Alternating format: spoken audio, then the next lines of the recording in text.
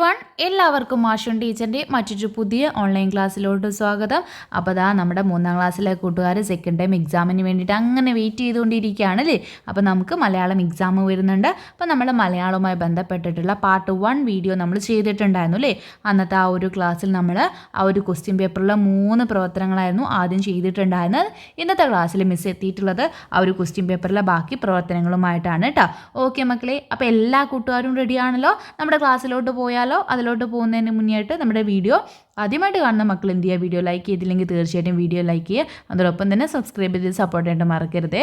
Okay മക്കളെ, അപ്പോൾ നമുക്ക് നമ്മുടെ ക്ലാസ്സിലോട്ട് പോകാം അല്ലേ. 3 പ്രവർത്തനങ്ങളായിരുന്നു ചെയ്തിട്ടുണ്ടായിരുന്നത്. 4ാമത്തെ പ്രവർത്തനമാണ് അല്ലേ. നോക്കിക്കേ മക്കളെ, പ്രവർത്തനം 4 വരികൾ കൂട്ടിച്ചേർക്കാം എന്നതാണ് അല്ലേ. അപ്പം അത് എന്താണെന്ന് എക്സ്പ്ലെയിൻ ചെയ്യുന്നതിന് മുന്നേ ആയിട്ട് മക്കൾ എന്ത് ചെയ്യുക, നിങ്ങളുടെ കൂട്ടുകാർക്ക് ഇത്തരത്തിൽ എക്സാം റിലേറ്റഡ് ആയിട്ടുള്ള ക്ലാസ്സുകൾ അവൈലബിൾ ആവണമെങ്കിൽ നമ്മുടെ സ്ക്രീനിൽ കാണുന്ന ഈ ഒരു നമ്പറിലേക്ക് കൂട്ടുകാരടുത്ത് മെസ്സേജ് അയക്കാനായിട്ട് പറയാം കേട്ടോ. നമുക്ക് 89 രൂപയ്ക്ക് നമ്മുടെ സബ്സ്ക്രിപ്ഷൻ എടുക്കുകയാണെങ്കിൽ എക്സാം റിലേറ്റഡ് ആയിട്ടുള്ള എല്ലാ ക്ലാസ്സുകളും അവൈലബിൾ ആയിരിക്കും. അതും 1 മുതൽ 4ാം ക്ലാസ് വരെയുള്ള എല്ലാ ക്ലാസ്സുകളും 89 രൂപയ്ക്ക് മക്കൾക്ക് അവൈലബിൾ ആയിരിക്കും കേട്ടോ. അപ്പോൾ എന്ത് ചെയ്യുക, നിങ്ങളുടെ കൂട്ടുകാർക്ക് കൂടി നമ്മുടെ ഈ ക്ലാസ്സുകളൊക്കെ ഒന്ന് ഷെയർ ചെയ്ത് കൊടുക്കുക കേട്ടോ. എന്നിട്ട് അവരോടൊത്തും നമ്മുടെ ക്ലാസ്സിൽ ജോയിൻ ചെയ്യാനായിട്ട് പറയണേ. നോക്കിക്കേ മക്കളെ, പാട്ടരങ്ങിൽ അവതരിപ്പിക്കാനായി ഷികയും ഫാത്തിമയും ചേർന്ന് പൂന്തോട്ടത്തെക്കുറിച്ച് തയ്യാറാക്കിയ പാട്ടിൻ്റെ ആദ്യ ഭാഗമാണ് ചുവടെ കൊടുത്തിട്ടുള്ളത്. കൂടുതൽ വരികൾ കൂട്ടിച്ചേർക്കൂ എന്നാണ് പറഞ്ഞിട്ടുള്ളത് കേട്ടോ. അപ്പം നമ്മുടെ ഷികയും ഫാത്തിമയും ഒക്കെ ഓർമ്മയില്ലേ, നമ്മൾ കഴിഞ്ഞ 3 പ്രവർത്തനങ്ങളിലായിട്ട് അവരെക്കുറിച്ചിട്ടായിരുന്നു പറഞ്ഞിട്ടുണ്ടായിരുന്നത് അല്ലേ. അപ്പോൾ അവരെന്ത് ചെയ്തു, പാട്ടരങ്ങിൽ അവതരിപ്പിക്കാനായിട്ട് പൂന്തോട്ടത്തെക്കുറിച്ച് ചെറിയൊരു പാട്ട് റെഡിയാക്കിയിട്ടുണ്ട് കേട്ടോ. അപ്പോൾ അതിലെ ആദ്യ ഭാഗമാണ് നമുക്കവിടെ ചുവടെ തന്നിട്ടുള്ളത്. അതിലേക്ക് കൂടുതൽ വരികൾ കൂട്ടിച്ചേർക്കാനാണ് പറഞ്ഞിട്ടുള്ളത് കേട്ടോ. അപ്പോൾ ഇത്തരത്തിലുള്ള ഒരു ചോദ്യം നമ്മുടെ എക്സാമിന് മക്കൾക്ക് പ്രതീക്ഷിക്കാം. വരികൾ കൂട്ടിച്ചേർത്ത് എഴുതാവുന്ന ഒരു പ്രവർത്തനം കേട്ടോ. ഓക്കെ മക്കളെ, അപ്പം നിങ്ങൾ ഇത്തരത്തിലൊരു പ്രവർത്തനം വരുന്ന സമയത്ത് ശ്രദ്ധിക്കേണ്ട ഒരു കാര്യം എന്ന് പറയുന്നത്, ഇവിടെ നമുക്ക് ഒരുപാട് ലൈൻസ് എഴുതാനുള്ള സ്ഥലമുണ്ട് അല്ലേ. ഏകദേശം ഒരു 7-8ഓളം വരികൾ എഴുതാനായിട്ട് നമുക്കവിടെ കൊടുത്തിട്ടുണ്ട്. അപ്പോൾ അത്രയൊക്കെ എഴുതാമെന്ന് പറയുന്ന സമയത്ത് കൂട്ടുകാർ, നമ്മൾ 3ാം ക്ലാസ്സിലാണെങ്കിലും നമ്മൾ ഒരുപാട് വലിയ കാര്യങ്ങളൊക്കെ എഴുതി പഠിച്ച് വരുന്നതേ ഉള്ളൂ അല്ലേ. അപ്പം നമുക്ക് എന്ത് ചെയ്യാം, ഇത്തരത്തിൽ ഒരുപാടൊക്കെ എഴുതാൻ കാണുന്ന സമയത്ത് ചില കൂട്ടുകാർക്കൊക്കെ ഒരു ടെൻഷൻ ഉണ്ടായിരിക്കും, എങ്ങനെ ഇത്രയും തോനെ വരികളൊക്കെ ഞാൻ കണ്ടെത്തുക എന്നുള്ളത് കേട്ടോ. അപ്പം ഇത്തരത്തിൽ വരികൾ കൂട്ടിച്ചേർത്ത് എഴുതാനായിട്ട് വരുന്ന സമയത്ത് നമുക്ക് അവിടെ ചെറിയൊരു കാര്യം ചെയ്യുകയാണെങ്കിൽ മക്കൾക്ക് എന്ത് ചെയ്യാം, നല്ല രീതിയിൽ മാർക്ക് സ്കോർ ചെയ്യാൻ പറ്റും കേട്ടോ. അതായത് നമുക്ക് ഇത്തരത്തിൽ 4 വരികൾ ഓൾറെഡി നമ്മുടെ ക്വസ്റ്റ്യൻ പേപ്പറിൽ തന്നിട്ടുണ്ടായിരിക്കും. ഒരു 4 വരികൾ 5 വരികളൊക്കെ തന്നിട്ടുണ്ടായിരിക്കും. അതിൽ ചില വരികൾ മക്കൾക്ക് എന്ത് ചെയ്യാം, വീണ്ടും റിപ്പീറ്റ് ചെയ്ത് എഴുതാൻ പറ്റുന്ന വരികളുണ്ടായിരിക്കും. അപ്പോൾ അത്തരത്തിലുള്ള വരികൾ ഏതാ എന്നുള്ളത് നിങ്ങൾക്ക് ആ ഒരു ചോദ്യ പേപ്പറുള്ള പാട്ട് വായിക്കുന്ന സമയത്ത് തന്നെ മനസ്സിലാക്കിയെടുക്കാൻ പറ്റും. എന്നിട്ട് അതിൽ മിക്കപ്പോഴും 2 വരികൾ തന്നെ നമുക്ക് എന്ത് ചെയ്യാം, റിപ്പീറ്റ് ചെയ്ത് എഴുതാനായിട്ടുണ്ടായിരിക്കും കേട്ടോ. അങ്ങനെയുള്ള സമയത്ത് ആ വരികൾ എന്ത് ചെയ്യേണ്ട, മക്കൾ പുതുതായിട്ട് കണ്ടെത്തേണ്ട. നിങ്ങൾ വളരെ കുറച്ച് വരികൾ മാത്രം എന്ത് ചെയ്താൽ മതി, നിങ്ങൾ സ്വയം കണ്ടെത്തി എഴുതിയാൽ മതി. നമുക്ക് തന്നിട്ടുള്ള 4 വരിയിൽ 2 വരികൾ നമുക്ക് വീണ്ടും റിപ്പീറ്റ് ചെയ്ത് എഴുതാൻ പറ്റുന്നതായിരിക്കും. അപ്പോൾ അത് മക്കൾ കണ്ടെത്തിയിട്ട് അതേ ഒരു പാറ്റേണിൽ എന്ത് ചെയ്താൽ മതി, ബാക്കി വരികൾ കൂടി എഴുതി അവിടെയും നിങ്ങൾക്ക് 5 മാർക്ക് സ്കോർ ചെയ്യാനായിട്ട് പറ്റും കേട്ടോ. ഓക്കെ മക്കളെ, അപ്പോൾ നമുക്ക് ഇവിടെ തന്നിട്ടുള്ള വരികൾ ആദ്യം ഒന്ന് വായിച്ച് നോക്കാം അല്ലേ. എന്താണ്, ചെമ്പട്ടിൻ നിറമേന്തി വിടർന്നൊരു ചെമ്പരത്തി കളിത്തോഴി, പൂന്തേനുണ്ടു പറന്നു വരുന്നു ചന്തമെഴുന്നൊരു പൂമ്പാറ്റ എന്നാണ് പറഞ്ഞിട്ടുള്ളത് അല്ലേ. അപ്പോൾ ഇവിടെ എന്തിനെക്കുറിച്ചാണ് മക്കളെ പറയുന്നത്, പൂന്തോട്ടത്തെക്കുറിച്ചാണ് തയ്യാറാക്കിയത് എന്ന് നമുക്ക് ആദ്യമേ പറഞ്ഞിട്ടുണ്ട് അല്ലേ. അതിലാദ്യം എന്താണ് പറയുന്നത്, ചെമ്പട്ടിൻ നിറമേന്തി വിടർന്നൊരു ചെമ്പരത്തി കളിത്തോഴി. ചെമ്പട്ടിൻ്റെ നിറം എന്ന് പറയുന്നത് എന്താണ് മക്കളെ, നല്ല ചുവപ്പ് നിറമാണ് അല്ലേ. അപ്പോൾ നല്ല ചുവന്ന നിറത്തിൽ വിടർന്ന ചെമ്പരത്തി കളിത്തോഴി എന്നാണ് പറയുന്നത്. അതായത് ചെമ്പരത്തി എന്ന പൂവിനെക്കുറിച്ചും അതിൻ്റെ നിറത്തെക്കുറിച്ചുമാണ് ആദ്യത്തെ 2 വരികളിൽ പറയുന്നത് അല്ലേ. പിന്നെ എന്താണ് പറയുന്നത്, പൂന്തേനുണ്ടു പറന്നു വരുന്നു ചന്തമെഴുന്നൊരു പൂമ്പാറ്റ അല്ലേ. അതായത് ആ ഒരു പൂവിലെ പൂന്തേനുണ്ട്, പൂന്തേന് കുടിച്ചിട്ട് പറന്നു വരുന്നത് ആരാന്നാണ് പറയുന്നത്, ചന്തമെഴുന്നൊരു പൂമ്പാറ്റ എന്നാണ് പറയുന്നത് അല്ലേ. ഓക്കെ മക്കളെ, അപ്പോൾ ഇവിടെ നോക്കിക്കേ, ഈ 2 വരികൾ, അതായത് പൂന്തേനുണ്ട് പറന്നു വരുന്നു ചന്തമെഴുന്നൊരു പൂമ്പാറ്റ അല്ലേ, ആ 2 വരികൾ നോക്കിക്കേ. നമുക്ക് ഈ ഇനിയും വരികൾ അതിലേക്ക് ആഡ് ചെയ്യുന്ന സമയത്ത് നമുക്ക് റിപ്പീറ്റ് ചെയ്ത് എഴുതിക്കൂടെ. ഈ ആദ്യം നമ്മൾ പറഞ്ഞത് എന്താണ്, പൂവിനെക്കുറിച്ചും അതിൻ്റെ നിറത്തെക്കുറിച്ചുമാണ് അല്ലേ. നമ്മൾ അടുത്ത 4 വരി എഴുതുന്ന സമയത്ത് എന്ത് ചെയ്യുക, ഇവിടെയുള്ള പൂവിൻ്റെ പേരും അതിൻ്റെ ആ ഒരു പൂവിൻ്റെ കളറും മാറ്റി എഴുതുക. അപ്പോൾ നമുക്ക് 2 വരി കിട്ടി. പിന്നെ എന്ത് ചെയ്യുക, ഈ പൂന്തേനുണ്ട് പറന്നു വരുന്നു ചന്തമെഴുന്നൊരു പൂമ്പാറ്റ, ആ 2 വരി വീണ്ടും റിപ്പീറ്റ് ചെയ്ത് എഴുതിയാൽ നമുക്ക് എന്ത് ചെയ്യും, പുതിയ 4 വരികളായി അല്ലേ. പിന്നെ ഒരു 4 വരി കിട്ടണമെങ്കിൽ നമ്മൾ എന്ത് ചെയ്യുക, നേരത്തെ ചെയ്ത പോലെ തന്നെ പൂവിൻ്റെ പേര് ആ പൂവിൻ്റെ നിറവും എന്ത് ചെയ്യുക, മാറ്റി എഴുതുക. എന്നിട്ട് ഈ 2 വരി വീണ്ടും റിപ്പീറ്റ് ചെയ്ത്, അപ്പോൾ നമുക്ക് എത്ര വരികളായി മക്കളെ, 8 വരി കവിതയായില്ലേ. അപ്പോൾ ആ ഒരു ടെക്നിക്ക് ഉപയോഗിച്ചുകൊണ്ട് മക്കൾ എന്ത് ചെയ്യണം, വരികൾ ചേർത്ത് എഴുതാനായിട്ടുള്ള പ്രവർത്തനം വരുന്ന സമയത്ത് ചെയ്യണം കേട്ടോ. ഇനി ഇതല്ല റിപ്പീറ്റ് ചെയ്തൊന്നും എഴുതാനുണ്ട്, നല്ല രീതിയിൽ തന്നെ എഴുതി പാട്ടൊക്കെ എഴുതി അവതരിപ്പിക്കാൻ അറിയുന്ന കൂട്ടുകാരുണ്ട്, അവരെന്ത് ചെയ്യുക, പുതിയ പുതിയ വരികളൊക്കെ കണ്ടെത്തിയിട്ട് എഴുതുക. ഇത് ടീച്ചർ എല്ലാ കൂട്ടുകാർക്കും, നന്നായിട്ട് അറിയുന്ന കൂട്ടുകാർക്കും എന്നാൽ എഴുതാനൊക്കെ കുറച്ച് പ്രയാസമുള്ള കൂട്ടുകാർക്കും എല്ലാവർക്കും ഉപകാരപ്പെടുന്ന രീതിയിലാണ് ടീച്ചർ ഇവിടെ ആൻസർ പറയുന്നത് കേട്ടോ. അപ്പോൾ നന്നായിട്ട് എഴുതാൻ പറ്റുന്ന കൂട്ടുകാർ എന്ത് ചെയ്യുക, പുതിയ പുതിയ വരികൾ, കൂടുതൽ വരികൾ കൂട്ടിച്ചേർത്തിട്ട് മനോഹരമാക്കിയിട്ട് എഴുതുക. കുറച്ച് പ്രയാസമുള്ള കൂട്ടുകാരാണെങ്കിൽ എന്ത് ചെയ്യുക, ടീച്ചർ പറയുന്ന രീതിയിൽ എഴുതാലും നിങ്ങൾക്ക് മുഴുവൻ A ഗ്രേഡ് മേടിക്കാനായിട്ട് പറ്റും കേട്ടോ.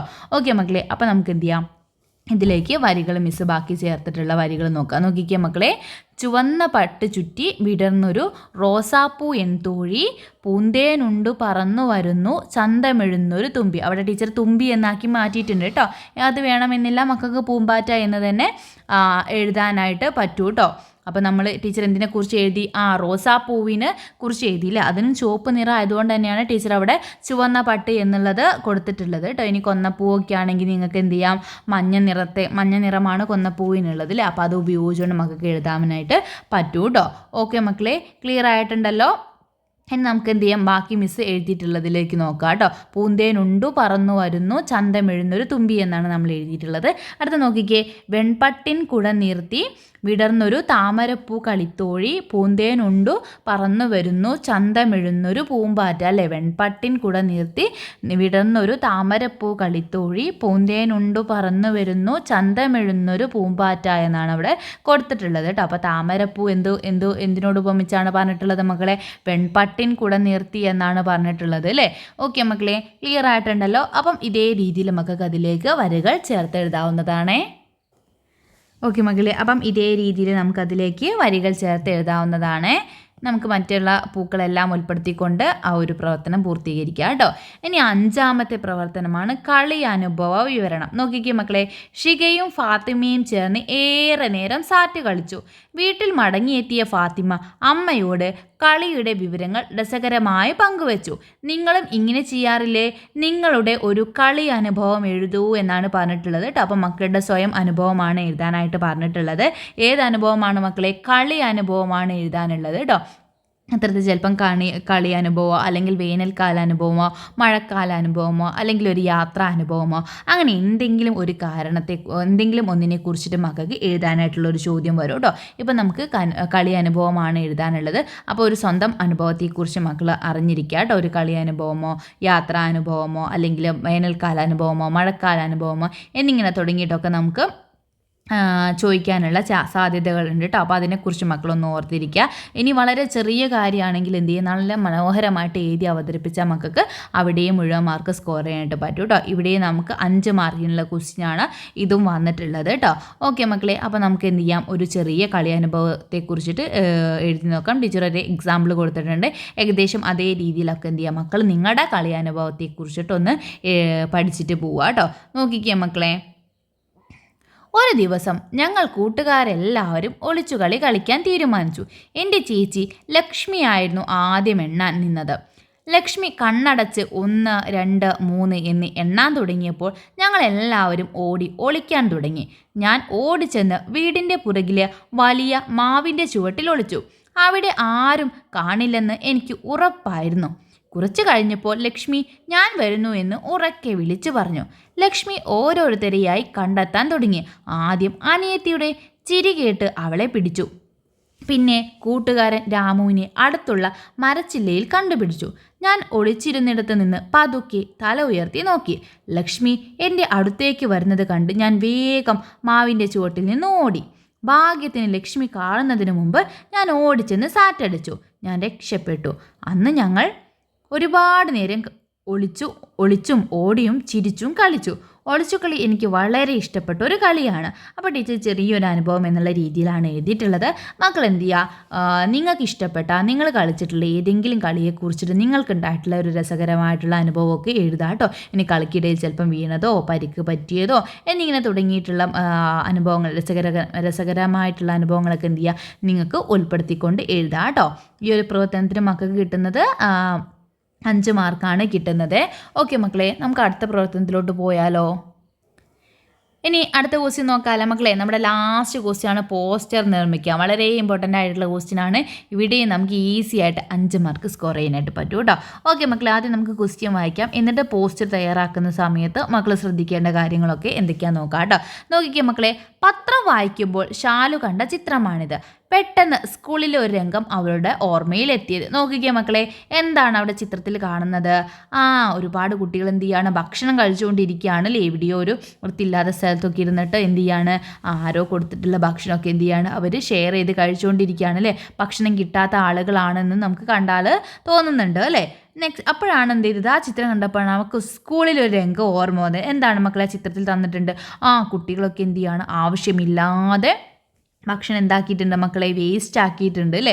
അത് മറ്റ് കാക്ക പോലുള്ള മറ്റ് പക്ഷികളും മറ്റും വലിച്ച് കുത്തി പറക്കുന്നുണ്ട് അല്ലേ. കുട്ടികൾ വീണ്ടും വേസ്റ്റ് ആയിട്ട് ഭക്ഷണം കളയാനായിട്ട് വരുന്നുണ്ട് അല്ലേ.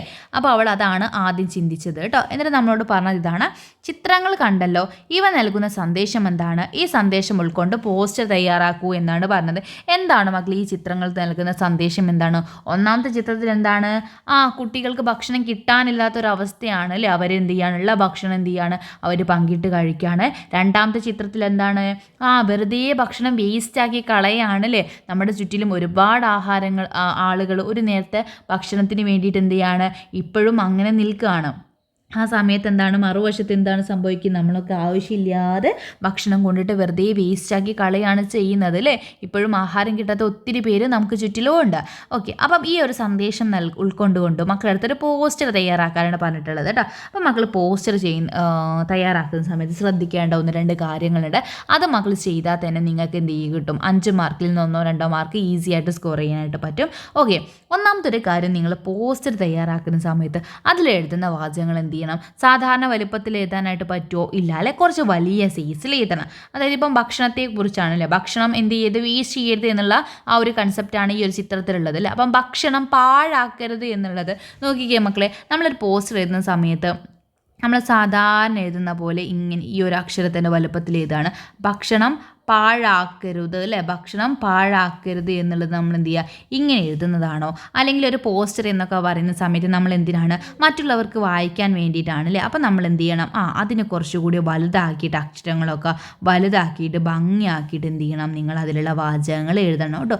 ചെറിയ വാചകങ്ങളായാൽ കൂടി നിങ്ങൾ എഴുതി അവതരിപ്പിക്കുന്ന രീതിക്കാണ് എന്ത് ചെയ്യുന്നത് മക്കളെ, കൂടുതൽ മാർക്ക് വരുന്നത് കേട്ടോ. അപ്പോൾ ഭക്ഷണം പാഴാക്കരുത് എന്നുള്ളത് എന്ത് ചെയ്യുക, കുറച്ച് വലുപ്പത്തിൽ നിങ്ങൾ എഴുതുന്ന ഏത് വാചകമായാലും കുറച്ച് വലുപ്പത്തിൽ എന്ത് ചെയ്യുക, എഴുതുക. ഇതുപോലെ ചെറുതാക്കി എഴുതരുത്. പിന്നെ എന്ത് ചെയ്യുക, ഒരു കോളൊക്കെ വരച്ചിട്ട്, നിങ്ങളുടെ ക്വസ്റ്റ്യൻ പേപ്പറിൽ കോളൊന്നും ഇല്ലെങ്കിൽ നന്നാക്കി എന്ത് ചെയ്യുക, ഒരു കോളൊക്കെ വരച്ചിട്ട് ഒരു പെട്ടിക്കകത്തൊക്കെ എന്ത് ചെയ്യുക, അതാക്കുക. ടീച്ചർ കാണിക്കുക കേട്ടോ, പോസ്റ്റർ ടീച്ചർ കാണിക്കാവേ. അപ്പോൾ അതാക്കുക. പിന്നെ അതുപോലെ തന്നെ നിങ്ങൾ എന്ത് ചെയ്യണം, അതിൽ ചിത്രങ്ങൾ ഉൾപ്പെടുത്തുക. അതിന് പ്രത്യേക മാർക്ക് ഉണ്ട് കേട്ടോ. എന്ത് ചെയ്യുക, ചിത്രങ്ങൾ ഉൾപ്പെടുത്തുക. അതായത് ഭക്ഷണത്തിൻ്റെ വേസ്റ്റ് കോട്ടയൊക്കെ നിറഞ്ഞെടുക്കുന്നത് അത്തരത്തിലുള്ളത് ഒക്കെ വരച്ച് വെച്ചിട്ട് എന്ത് ചെയ്യുക, ഭക്ഷണം പാഴാക്കരുത് എന്നുള്ള രീതിയിലൊരു പോസ്റ്റർ ചെയ്താണെങ്കിൽ അവിടെ മക്കൾക്ക് മുഴുവൻ മാർക്ക് തന്നെ സ്കോർ ചെയ്യാനായിട്ട് പറ്റും കേട്ടോ. അപ്പോൾ ചിത്രങ്ങൾ ഉൾപ്പെടുത്തുക, എഴുതുന്ന അക്ഷരങ്ങൾ എന്ത് ചെയ്യുക, നല്ല വലുപ്പത്തിൽ എഴുതുക. പിന്നെ നല്ല വാചകങ്ങൾ എഴുതുക. അതുപോലെ തന്നെ അക്ഷരത്തെറ്റില്ലാത്ത രീതിയിൽ എഴുതാനായിട്ട് നോക്കുക കേട്ടോ. നിങ്ങൾ പോസ്റ്റർ എന്ന് പറയുന്ന സമയത്ത് ഒരുപാട് നമ്മൾ ഡയറി എഴുതുന്ന പോലെയോ അല്ലെങ്കിൽ കഥ എഴുതുന്ന പോലെയൊന്നും ഒരുപാട് നമുക്ക് എഴുതേണ്ട കാര്യമില്ല അല്ലേ. ഒരു 1-2 വാക്യം മാത്രം എഴുതിയാൽ മതി. ആ 2 വാക്യം എഴുതുന്നതിനാണ് അല്ലെങ്കിൽ ഒരു വാക്യം എഴുതുന്നതിനാണ് നമുക്ക് എന്തുള്ളത്, 5 മാർക്ക് ഉള്ളത്. അപ്പോൾ എന്ത് ചെയ്യുക, എഴുതുന്ന കാര്യം വൃത്തിയാക്കിയിട്ട് വലുതാക്കിയിട്ട് ചിത്രങ്ങളെല്ലാം ഉൾപ്പെടുത്തി എഴുതിയാൽ നിങ്ങൾക്ക് എന്ത് കിട്ടും മക്കളെ, അവിടെ എ ഗ്രേഡ് കിട്ടും. നോക്കിക്കുക മക്കളെ, അപ്പോൾ ടീച്ചർ നിങ്ങൾക്ക് എന്ത് ചെയ്യുക, അതിൽ ഉൾപ്പെടുത്താനായിട്ട് പറ്റുന്ന 1-2 വാചകങ്ങൾ പരിചയപ്പെടുത്തി തരാം കേട്ടോ. മക്കൾ എന്ത് ചെയ്യുക, ആദ്യം നോക്കിക്കുക, അന്നം അമൂല്യം പാഴാക്കരുത് ഒരരിയും. അന്നം അമൂല്യം പാഴാക്കരുത് ഒരരിയും എന്നുള്ളത് കേട്ടോ. അപ്പോൾ ഇതിങ്ങനെ ഇതുപോലെ വലുപ്പത്തിൽ എഴുതിയിട്ട് പിന്നെ എന്ത് ചെയ്യുക, അതിനൊരു ബോക്സിനകത്തൊക്കെ ആക്കുക കേട്ടോ. അതിന് ഒരു ബോക്സിനകത്തൊക്കെ ആക്കുക. അതിനുശേഷം എന്ത് ചെയ്യുക, അതിൽ നിങ്ങൾ ചിത്രങ്ങൾ ഉൾപ്പെടുത്തുക കേട്ടോ. അപ്പോൾ എന്ത് ചെയ്യുക, ഒരു വേസ്റ്റ് ബിന്നൊക്കെ നമുക്ക് മുകളിൽ ചിത്രം തന്നിട്ടുണ്ട് അല്ലേ. അപ്പോൾ എന്ത് ചെയ്യുക, വേസ്റ്റ് ബിന്നൊക്കെ വരയ്ക്കുക. മുകളിൽ കണ്ട ഒരു ചിത്രം വരച്ചാൽ മതി കേട്ടോ. ഒരു തെറ്റിട്ടിട്ട് എന്ത് ചെയ്യുക, അത്തരത്തിലുള്ളൊരു ചിത്രമൊക്കെ വരയ്ക്കുക. കുറേ ഫുഡൊക്കെ എന്ത് ചെയ്യുന്നുണ്ട് മക്കളെ, അതിലിങ്ങനെ വേസ്റ്റ് ആക്കിയിട്ട് പുറത്തും മറ്റുമൊക്കെ ഇട്ടിട്ടുണ്ട്. അപ്പോൾ അത് ചെയ്യാനായിട്ട് പാടുണ്ടോ? ഇല്ല അല്ല, അത് ചെയ്യാനായിട്ട് പാടില്ല. അപ്പോൾ എന്ത് ചെയ്യാം, അതിനൊരു ഇൻറ്റുമൊക്കെ ഇങ്ങനെ ഇടുക. അതായത് ചെയ്യരുത് എന്നുള്ള ആ ഒരു സൈനൊക്കെ എന്ത് ചെയ്യുക, നമുക്കവിടെ കൊടുക്കാം കേട്ടോ. അപ്പോൾ അന്നം അമൂല്യം, പാഴാക്കരുത്, ഒരരിയും എന്നുള്ള രീതിയിൽ എന്ത് ചെയ്യുക, നമുക്കൊരു വാചകം എഴുതാം അല്ലേ. ഓക്കെ, അപ്പം അത് ഒന്ന് ഉൾപ്പെടുത്താം. മക്കൾ എന്ത് ചെയ്യുക, കൂടുതൽ ചിത്രങ്ങളൊക്കെ ഉൾപ്പെടുത്തിയാൽ മതി കേട്ടോ.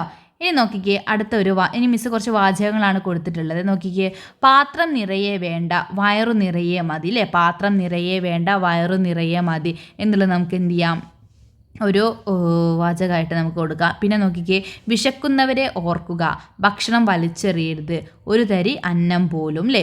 വിശക്കുന്നവരെ ഓർക്കുക, അത് നമുക്ക് എന്ത് ചെയ്യാം, അത് മാത്രമായിട്ട് നമുക്ക് ഒന്നാക്കി കൊടുക്കാം അല്ലേ. വിശക്കുന്നവരെ ഓർക്കുക എന്ന് പറഞ്ഞിട്ട് നമുക്ക് എഴുതാം. പിന്നെ ഭക്ഷണം വലിച്ചെറിയരുത്, ഒരു തരി അന്നം പോലും അല്ലേ. ഭക്ഷണം വലിച്ചെറിയരുത്, ഒരു തരി അന്നം പോലും.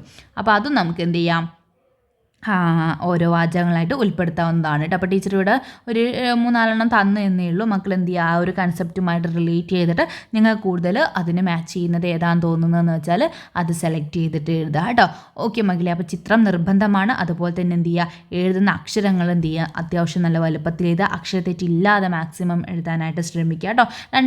ഒരു വാക്യമൊക്കെയല്ലേ എഴുതാനായിട്ടുണ്ടാവുള്ളൂ. അപ്പോൾ അതെന്ത് ചെയ്യുക, മക്കൾ 1-2 പ്രാവശ്യം വായിച്ച് നോക്കിയിട്ട് എവിടെയാണോ തെറ്റ് വന്നത് എന്നുള്ളത് മനസ്സിലാക്കിയിട്ട് മക്കളത് കറക്റ്റ് ചെയ്യുക കേട്ടോ. ഓക്കെ മക്കളെ, അപ്പോൾ മലയാളവുമായി ബന്ധപ്പെടുത്തിയിട്ട് നമ്മൾ ഇത്രയും ക്വസ്റ്റ്യൻസ് ആണ് ഈ ഒരു ക്വസ്റ്റ്യൻ പേപ്പറിൽ ഡിസ്കസ് ചെയ്യുന്നത് കേട്ടോ. അപ്പോൾ എല്ലാ മക്കളും നന്നായിട്ട് തന്നെ എക്സാമിന് വേണ്ടിയിട്ട് പഠിക്കുക. പിന്നെ ടെൻഷനൊന്നും അടിക്കേണ്ട കാര്യമില്ല. ഇനിയും നമ്മൾ ക്വസ്റ്റ്യൻ പേപ്പേഴ്സൊക്കെ വർക്കൗട്ട് ചെയ്യൂ കേട്ടോ. ഓക്കെ മക്കളെ, അപ്പോൾ വീഡിയോ യൂസ്ഫുൾ ആയിട്ടുണ്ടെങ്കിൽ തീർച്ചയായിട്ടും നിങ്ങളുടെ മറ്റു കൂട്ടുകാർക്ക് കൂടി ഷെയർ ചെയ്ത് കൊടുത്തിട്ട് നമ്മുടെ ക്ലാസ്സിൽ ജോയിൻ ചെയ്യാനായിട്ട് പറയാം കേട്ടോ. 8589823710 ഈ നമ്പറിൽ നിങ്ങളുടെ കൂട്ടുകാരുടെ അടുത്ത് കൂടി നമ്മുടെ അടുത്ത് കോൺടാക്ട് ചെയ്യാനായിട്ട് പറയാം. അവർക്കും എല്ലാ ക്ലാസ്സുകളും അവൈലബിൾ ആയിരിക്കും കേട്ടോ. ഓക്കെ മക്കളെ, അപ്പോൾ നമുക്ക് മറ്റൊരു ക്ലാസ്സുമായിട്ട് അടുത്ത ദിവസം വീണ്ടും കാണാം.